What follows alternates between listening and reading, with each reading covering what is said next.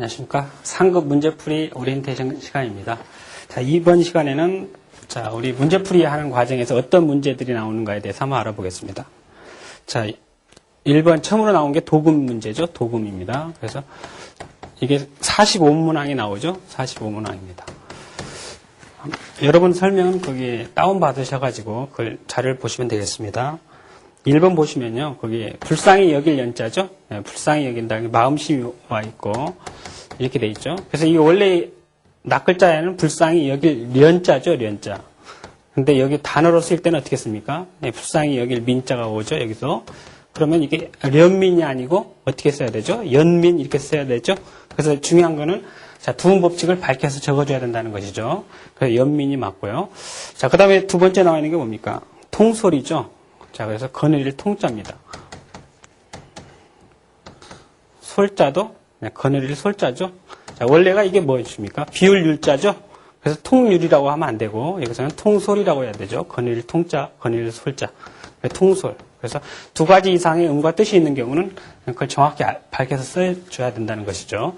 자, 그 다음에 이제 두 번째로 나온 게 뭡니까? 두 번째는 음과 훈을 쓰시오죠. 그래서 지정된 대표 훈음을 써야지 되는 것이죠. 그래서 여기 보시면은, 자, 거기 나와 있는 건 뭡니까? 육다로에다가 저자 시자. 이게 허파 패자죠? 이렇게 한 가지만 있는 것은 문제가 되는 게 아니죠. 근데 두 번째 나와 있는 게 뭡니까? 보면은 그칠지에다가 이게 육다로입니다. 이게 또 하늘에 떠 있는 달이 아니고 즐길 긍자죠. 예, 물론 긍정하다 할 때는 긍정할 긍자로도 쓰이지만 이걸 즐길 긍으로 써줘야 된다는 것이죠. 그래서 대표 훈음을 써주시기 바랍니다. 자, 그다음에 이제 세 번째 나온 유형은 무엇입니까? 자, 한자를 한자로 쓰는 것이죠. 가장 어려운 문제죠. 이게. 그래서 거기 나와 있는 건 뭡니까? 설치죠. 그는 완도에 청해진을 설치하고 할 때 설치입니다. 그래서 설치라는 것은 베풀어서 둔다 이런 뜻이죠. 그래서 베풀 설자를 쓰는 것이죠. 베풀 설에다가 둘 치자 이렇게 써야 되는 것이죠. 이게 설치입니다.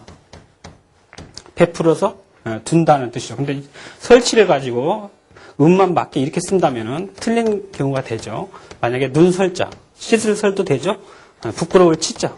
그래서 부끄러움을 씻는다. 만약 이렇게 썼다 그러면은 이건 틀리다는 얘기죠. 그래서 그 문맥에 맞게 한자를 선택하고 옳게 써야 된다는 것이죠. 그 뒤에 것도 마찬가지입니다. 무역에 종사하여 이름을 떨쳤다 할 때 종사입니다. 종사 어떤 일 삼아서 하는 게 종사죠. 그래서 따를 종자를 쓰는 것이죠. 이렇게 종사 일사자 이게 정답인데 예를 들어서 종사다 그런데 음만 맞게 쓰면 안 된다는 것이죠. 으뜸 종자 또는 마루종이죠. 모일 사자 이렇게 쓰면 종사 이렇게도 쓸 수가 있겠죠. 이거는 뭡니까? 종묘와 사직의 뜻이죠. 이거는 이게 쓰면 안 된다는 것입니다. 그래서 그 문맥의 의미에 맞게 써야 된다는 것이죠. 이게 세 번째 유형이죠. 가장 어려운 문제죠. 이게. 그러면 이제 네 번째 유형은 어떤 것입니까? 네 번째는 자 빈칸에 훈이 같은 그죠? 뜻이 같은 한자를 써넣되 단어를 완성하시오 그랬죠. 그래서 훈이 같은 것을 그것만 되면 안 되고 그 단어가 완성이 돼야 됩니다. 그래서 한번 보시면은 자 얻을 획자가 있죠. 이렇게 있습니다. 얻을 획자가 있는데 그러면은 이게 얻다라는 뜻이 있으니까 얻다라는 뜻이 여기 들어와야 되겠죠. 그래서 획득이죠. 정답은 얻을 득자. 근데 이걸 얻을 획으로 활용하지 않고 만약에 잡을 획으로 봤다고 한다면은 여기를 잡을 포로 쓸 수도 있겠죠. 예. 그러니까 이게 대표 훈음이 아니라는 것이죠. 이거 얻을 획이 대표 훈음이지 잡을 획이 아니라는 것이죠. 그래서 이렇게 쓰면은 획포다 그러면 말이 안 되죠. 포획은 말이 돼도 이렇게 쓰면 안 된다는 겁니다. 예, 그래서 꼭 이게 단어가 완성이 되도록 이렇게 해줘야 됩니다. 그다음에 또 두 번째 나오는 게 뭡니까? 짤직이죠. 짤직자가 있습니다. 짤직 짠다라는 뜻이 와야 되겠죠. 앞에 이렇게 비어 있으면 짤조가 와야 되죠. 이게 답이죠. 짤조자입니다. 그래서 조직 이렇게 단어가 완성이 돼야 되는 것이죠. 근데 이게 이제 짠다라는 그런 뜻이 있으니까 만약에 얼굴 구자가 이렇게 왔다. 엉는다도 짠다라는 뜻도 같은 것이죠. 그래서 구직이다 이렇게 하면 안 되죠. 이렇게 쓰면 안 된다는 것입니다. 자, 그다음에 다섯 번째 유형을 한번 보겠습니다. 장음 문제죠, 장음. 자, 장음은 어떤 방법이 없습니다. 그래서 그때그때 외우고 자주 보는 방법밖에 없는데, 우리 상급 수준에서는 한 500개의 단어가 장음에 있더라고요. 확인해 보니까. 그래서 우리 기본서에 잘 나와 있으니까 그걸 자주 보시는 방법밖에 없어요. 그 한번 보면 견마 있죠? 개견자는 아니죠? 도덕 할 때는 길도자는 이게는 장음으로 발음되는 것이죠. 네, 길도자라든가. 자, 세 번째는 화자는 장음이 아니죠. 라번, 네 번째는 뭡니까? 볼견자라든가. 이건 다 장음이죠. 다섯 번째는 뭡니까? 가격 할 때 가자는 장음이 아니죠. 그래서 개별적으로 외울 수밖에 없는 아주 어려운 그런 유형입니다. 5번부터 다시 갈게요. 5번부터. 예, 5번만.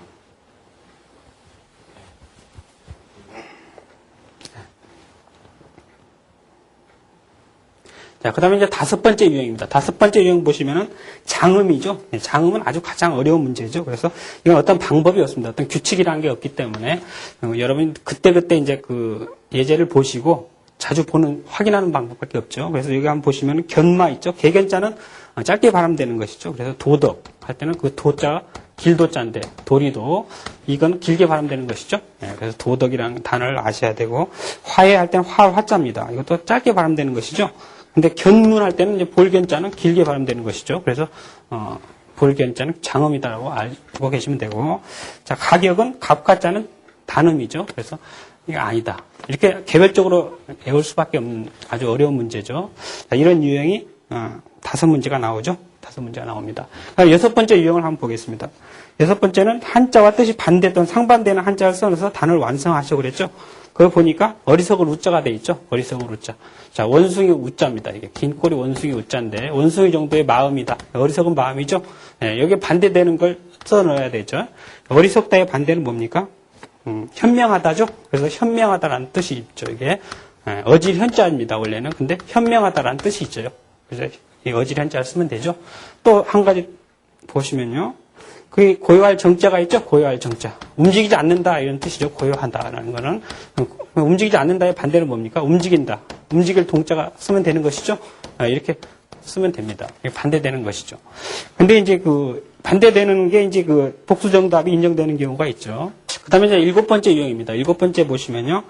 자, 사자성어를 완성하시오. 그런 문제죠. 그래서 거기 나와 있는 게 뭡니까? 오비락이죠. 까마귀 오자에다가 가운데 가로가 있고, 자, 베리자에다 떨어질 낙자죠. 그래서 베리자가 있고, 떨어질 낙자가 있습니다.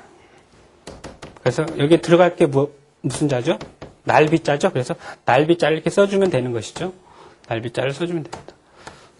그래서 까마귀 날자 배 떨어진다. 공연한 의심을 받는다. 이런 뜻이죠. 자, 그 다음에 또 나와 있는 게 뭡니까? 쾌도남마죠. 쾌도남마도 한번 써보겠습니다. 자, 이거 원래는 쾌할 쾌자, 상쾌할 쾌자죠.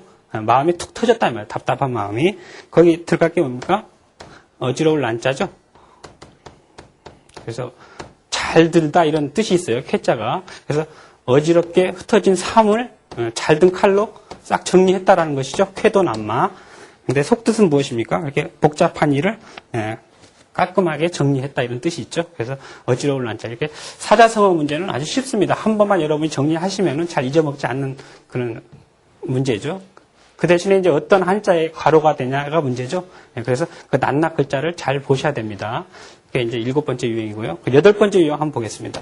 여덟 번째 유형 보시면은 부수 문제죠. 부수. 자, 부수 문제 보시면은 자, 거기 나와 있는 게 뭡니까? 이게 지범에다가 점칠 점이죠.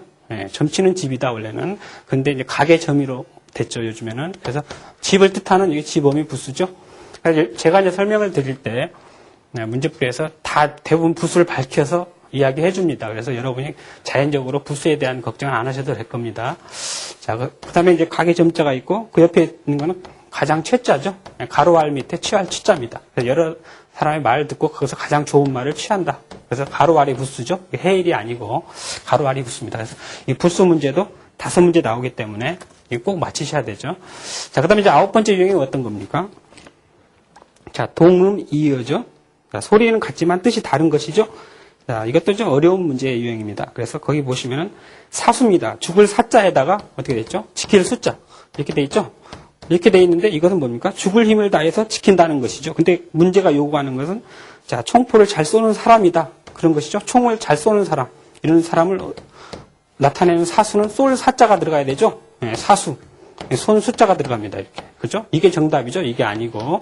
그래서 이 손수가 손이란 뜻도 있지만 사람을 의미하는 수도 된단 말이죠. 그래서 사람 숫자입니다. 무슨 가순이 할 때, 기순이 할 때, 깃발 드는 사람이 기수죠? 그때 다 이게 사람을 의미하는 사람 수로 활용이 됩니다. 그래서 아주 이게 까다로운 문제죠. 이런 유형은. 그래서 거기 그 해설을 잘 보시고요. 해석된 것에 잘 맞춰가면서 이걸 선택을 해야 되는 것이죠. 또 두 번째 나오는 게 뭡니까? 부자죠, 부자. 아버지와 아들이란 부자인데 거기서 요구하는 건 뭡니까? 재산이 많은 사람이라고 그랬죠. 그러니까 재산이 많은 사람은 부자죠. 부자 부자. 이걸 써야 되죠. 부자 부자에다 놈자자.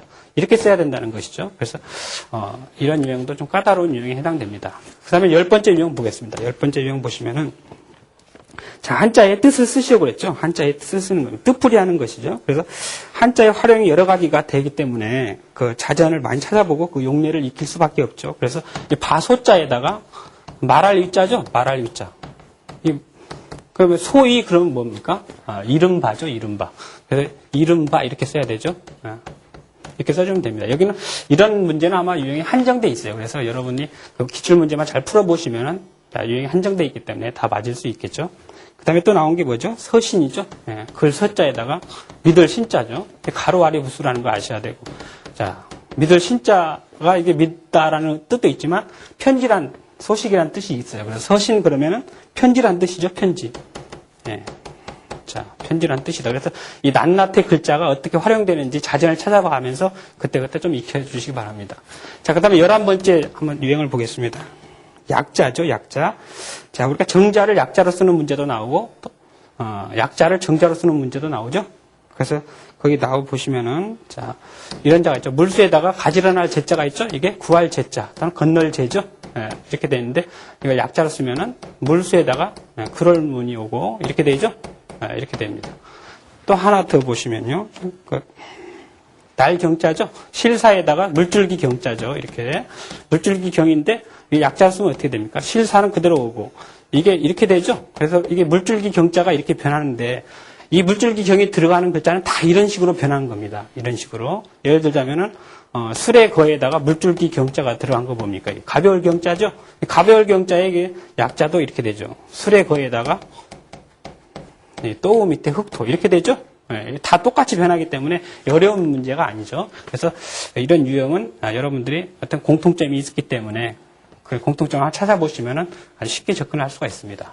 그래서 이게 우리가 이제 상급은 11가지 유형으로 이렇게 나오죠. 그래서 150문제가 나오는데 그 중에 70%를 맞아야 되죠. 105문제입니다. 그래서 105분항을 맞기 위해서는 우리가 어떻게 해야 됩니까? 전략을 세워야 되죠. 45문제인 도금에서 거의 다 맞추셔야 되고, 그죠? 자, 두 번째 유형은, 자, 도금, 훈음 쓰는 것도 거의 다 맞추셔야 되죠?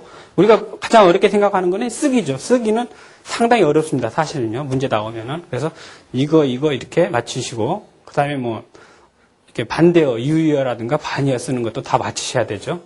예. 이런 유형도 어렵죠. 사실은. 그 다음에 이제 다 맞추셔야 될 게 이런 거죠. 사자성어라는 거. 이건 다 맞추셔야 되죠. 예. 부수는 무조건 다 맞추셔야 되고요. 그죠? 이런 유형은 또 어렵죠. 어렵고. 그 다음에 한정되어 있는 이런 유형도 거의 맞추셔야 되고, 약자도 맞추셔야 됩니다. 이 정도로 맞추시면은, 자, 70%는 뭐, 걱정 없이 맞을 수 있겠죠. 그래서 여러분들이 이제 문제풀이 강의 들으시면서, 한 번만 그치지 마시고, 여러 번 반복해서 들으시면은, 제가 자세하게 강의가 되니까, 자, 그 참고하시면은, 상급은 무난하게 합격할 것으로 보겠습니다. 자, 이것으로 오리엔테이션 강의를 마치겠습니다. 수고하셨습니다.